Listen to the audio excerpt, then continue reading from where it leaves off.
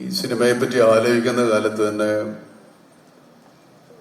ഷൗക്കത്തിൻ്റെ അടുത്ത് ഞങ്ങളിങ്ങനെ സിനിമ എടുക്കണം, പിള്ളേർ സിനിമ പഠിച്ചു, ഒരാൾ ആക്ടിങ് പഠിച്ചു, ഒരാൾ ഡയറക്ഷൻ പഠിച്ചു, എങ്ങനെയെങ്കിലും സിനിമയിൽ എത്തണം. ഞാൻ പറഞ്ഞ ഷൗക്കത്തെ ഇത് അങ്ങനെ എളുപ്പത്തിൽ കയറാവുന്ന ഒരു പരിപാടിയല്ല, ഞാനൊക്കെ ഇപ്പോഴും സ്ട്രഗിൾ ചെയ്യുക.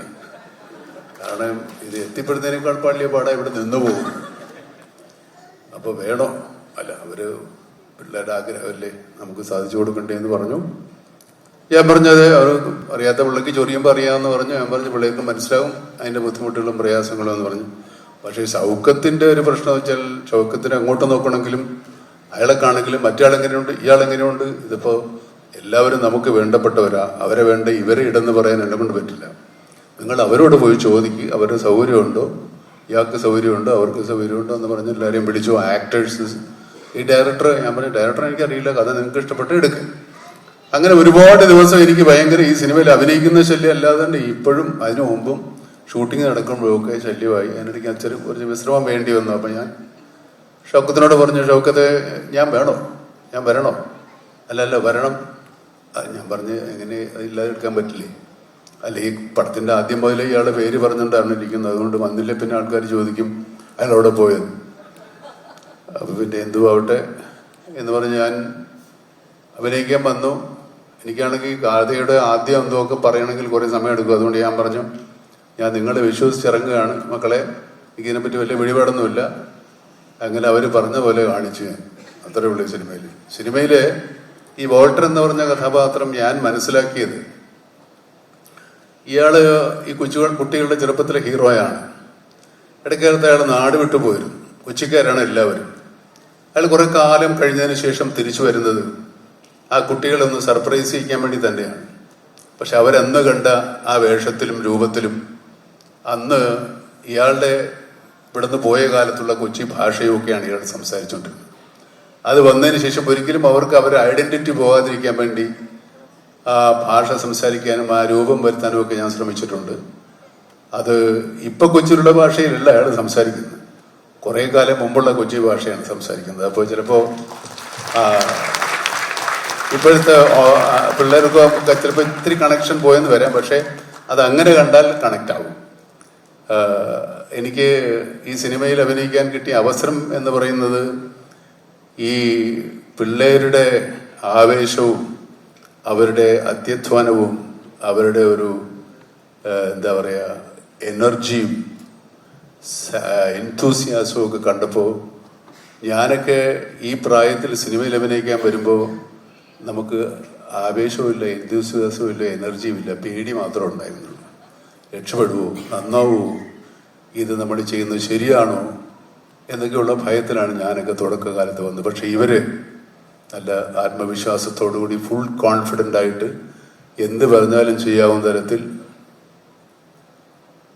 ഈ റോഷന്റെയൊക്കെ ഇവിടെയുള്ള മസിൽ കണ്ടു, ഈ കാണുന്ന പോലെയൊന്നുമില്ല, ഇത് അഴിച്ചിട്ട പേടിയാവും. അതുപോലെ ഈ ചങ്ങാതി ഈ വിശാഖ് എൻ്റെ നാളാണ്. വിശാഖൊക്കെ ഈ നമ്മൾ സാധാരണ നമ്മൾ ആക്ടിങ് പ്രാക്ടീസ് ചെയ്യുന്നതൊക്കെ ഒരു ക്യാരക്ടറിന് വേണ്ടി ഇത്ര എഫർട്ട് എടുത്ത് ബോഡി ബിൽഡ് ചെയ്യുന്ന പിള്ളേർ എനിക്കൊന്നും ജമ്മത്ത് പറ്റൂല. ഞാൻ ഇപ്പോഴാണ് അത്യാവശ്യം എന്തെങ്കിലുമൊക്കെ ചെയ്തു തുടങ്ങിയത്, ഒരു 5-10 കൊല്ലം ആയിട്ടുള്ളൂ. എന്നുവെച്ചാൽ അത് ഇല്ലാതെ വഴിയില്ല എന്നുള്ളത് കൊണ്ടാണ് ചെയ്യുന്നത്, ഇല്ലെങ്കിൽ അത് ഒഴിവാക്കിയത്. പക്ഷെ പിള്ളേർ സമ്മതിക്കണം. ഈ സത്യം പറഞ്ഞാൽ ഈ ഇവര് പറയുന്ന പോലെ ഞാനല്ല ഇവരുടെ എനർജി, ഇവരായിരുന്നു ഈ സിനിമയിലെ എൻ്റെ എനർജി. അല്ല, ഇത് സത്യം പറയുന്നതാണല്ലേ, ഞാനിതിനകത്ത് കള്ളത്തരവും മരുന്നൊന്നും ചേർക്കുന്നില്ല. ഇതുപോലെ നമുക്ക് ഇത്രയൊക്കെ പ്രായമായതൊക്കെ ശരിയാണ്, പക്ഷെ ഈ പിള്ളേരുമായിട്ടാണല്ലോ നമ്മളിനി അങ്ങോട്ട് മുട്ടേണ്ടത്. അപ്പോൾ ഇവന്മാർ ഊതിയാൽ നമ്മൾ പറന്നുപോയേ പോയില്ലേ. അതുകൊണ്ട് അതിനുള്ള തരത്തിൽ കുറച്ചുകൂടെയൊക്കെ ഒന്ന് എനർജിയും ആവേശവും ആത്മവിശ്വാസവും ഒക്കെ ഉണ്ടാക്കിയെടുക്കാൻ ഇവർ എന്നെ ഈ സിനിമയിൽ ഒരുപാട് സഹായിച്ചിട്ടുണ്ട്. അത് മറക്കാൻ പറ്റില്ല. കുട്ടികളൊക്കെ നന്നായിട്ടുണ്ട്. ഇവരുടെ എല്ലാ എഫർട്ടിനും ഒരുപാട് കഥ പറയാനുണ്ട് ഈ സിനിമയുടെ പുറകിൽ. അത്രത്തോളം ഈ ഷൗക്കത്തിനെ ഉപദ്രവിച്ചിട്ടുണ്ട്. ഷൗക്കത്ത് നന്ദി മാത്രമേ പറഞ്ഞിട്ടുള്ളൂ, കാശൊന്നും തന്നിട്ടില്ല ഇതുവരെ. അതുപോട്ടെ, എന്നിടക്ക് സന്തോഷ് എൻ്റെ അടുത്ത് കണ്ടെന്ന് പറഞ്ഞത് ശരിയായിട്ടോ. സന്തോഷിന്റെ ഫാദറുമായിട്ടായിരുന്നു എനിക്ക് പരിചയം. പിന്നെ പുള്ളി ഇപ്പോഴത്തെ ശബ്ദം കേൾക്കാൻ പറഞ്ഞിട്ട് കുറച്ചാളായാലും വേറെ ആരോ അയ്യൊക്കെ വേണ്ടി സംസാരിച്ചുകൊണ്ടിരുന്നത്. അന്ന് പക്ഷെ ഞാൻ പരിപാടി കാണുമായിരുന്നു. പിന്നെ ഇപ്പൊ സിനിമ ഇങ്ങനെ വിജയമാണെന്നൊക്കെയാണ് പറയുന്നത്, സത്യമല്ലേ? നമ്മളെ പടം എങ്ങനെയുണ്ട്? പൊളിയാണോ? സൂപ്പർ പൊളിച്ചടുക്കി. അപ്പൊ അത്രേ ഉള്ളൂ. എല്ലാവർക്കും സന്തോഷം. ഇനിയും ഞാൻ ഈ അദ്വൈത് നമ്മൾ ഓരോ ഷോട്ട് കഴിയുമ്പോഴും ഇങ്ങനെ നോക്കുന്ന ഞാൻ കേട്ടിട്ടുണ്ട്. ശരിക്കുള്ള ആണോ അതോ വേറെ എന്തോ ആണോ എന്നല്ല. So he was so enthusiastic. നമ്മൾ വെച്ചിട്ട് ഒരു പടം ചെയ്യുമ്പോൾ അത്ര ഒരു കോൺഫിഡൻസും നമ്മൾ പിന്നെ ഒന്ന് ഞാൻ ആലോചിച്ചത്, നമ്മളിനിയിപ്പോൾ ഒരു വലിയ നടനാണെന്നൊക്കെ പറഞ്ഞിട്ട് ഇവർ മുമ്പിൽ പോയി മോശമാകല്ലോ ആകരുതല്ലോ എന്ന് വിചാരിച്ചിട്ടാണ് ഇവർ പറയുന്നത് മാത്രമേ ഞാൻ ചെയ്തിട്ടുള്ളൂ. കയ്യിൽ നിന്നൊന്നും കൊണ്ടുപോയില്ല. അതിന് മാത്രമൊന്നും കിട്ടുന്നുമില്ല സിനിമയെന്ന്, അത് വേറെ കാര്യം. അപ്പൊ ഇവര് പറഞ്ഞു ചെയ്തു. അതെന്തായാലും നല്ലതായാലും ചീത്തയായാലും എനിക്കൊരു ഉത്തരവാദിത്വമില്ല. ഇങ്ങനെയുണ്ട് ഈ പരിപാടി.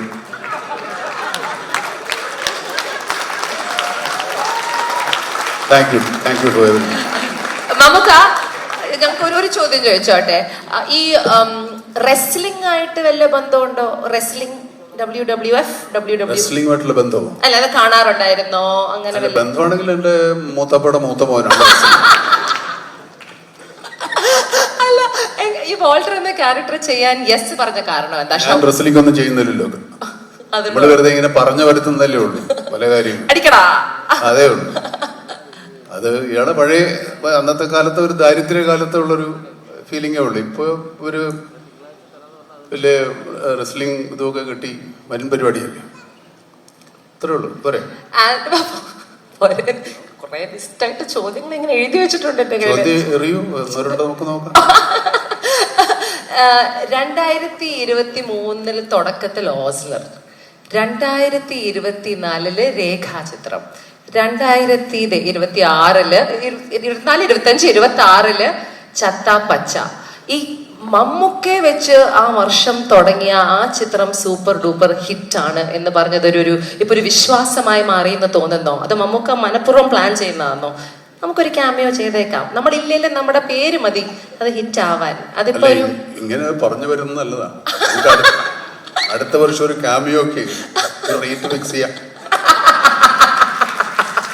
അല്ലേ? ബാബു ഒക്കെ അത് എടുക്കണമെന്ന് പറഞ്ഞിട്ടുണ്ടല്ലോ. ഇങ്ങനെ ഒരു ക്യാമിയോ ആയിട്ട് വരുമ്പോ അതുപോലെ മമ്മൂക്കനെ ഈ കൊച്ചി മട്ടാഞ്ചേരി ഈ ഏരിയയിൽ ഒരു ക്യാരക്ടറായിട്ട് വരുമ്പോ അതിനൊരു കൾട്ട് ഫോളോയിങ് ഉണ്ട്. അപ്പം ആ ഏരിയ ആയിട്ട് മമ്മൂക്കയ്ക്ക് കൊച്ചി മട്ടാഞ്ചേരി എന്ന് പറയുന്നത് എന്റെ ഭാര്യ മട്ടാഞ്ചേരിക്കാരി. അതാണ്. പിന്നെ ഞാൻ പഠിച്ച കാലത്ത് എൻ്റെ കൂടുതൽ സുഹൃത്തുക്കളും മട്ടാഞ്ചേരി ഫോർട്ട് കൊച്ചിക്കാരാണ്. പിന്നെ ഫോർട്ട് കൊച്ചി വൈപ്പിൻ ആ ഭാഗത്തൊക്കെ ഞാൻ ഒരുപാട് കാലം നാടകം കളിക്കുകയും ഒരുപാട് സുഹൃത്തുക്കളും ഒക്കെ ഉണ്ട്. ഭാഷ അത്യാവശ്യം നല്ല പരിചയമാണ്. ഞങ്ങളുടെ ഒരു മട്ടാഞ്ചേരിക്കാരൻ അവിടെ ഉണ്ട്. നീ അത് 2 വാക്കൊന്നും പറയുന്നോ? പേടിക്കുക, ടെൻഷൻ അടിച്ച് ചാവരുത്.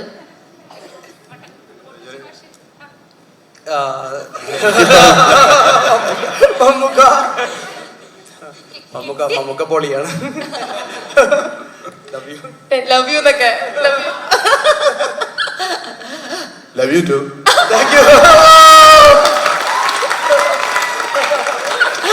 മതിയല്ലേ ഡാട്ടു?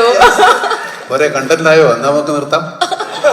നമുക്ക് ഇനി 2026 തുടക്കം കുറിച്ചു. ചത്താപ്പച്ച ഹിറ്റായി. ഇനി വരാൻ പോകുന്ന ചിത്രങ്ങൾ കുറെ അധികം ഇങ്ങനെ നീണ്ട ഒരു ലിസ്റ്റാണ്.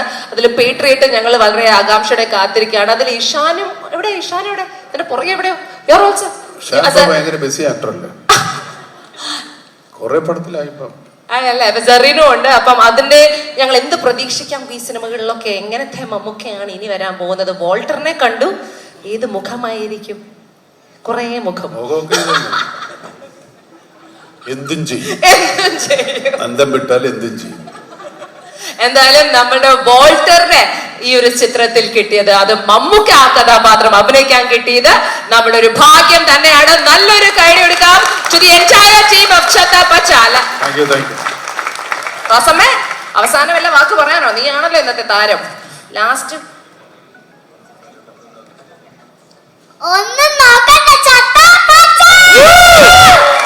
പിന്നെ മറ്റൊരു ഡയലോഗ് ഉണ്ടല്ലോ വോൾട്ടറിന്റെ പിന്നെ അതാരും പറയും. പറഞ്ഞോ, ആരൊക്കെ പറയാം, പറഞ്ഞോ.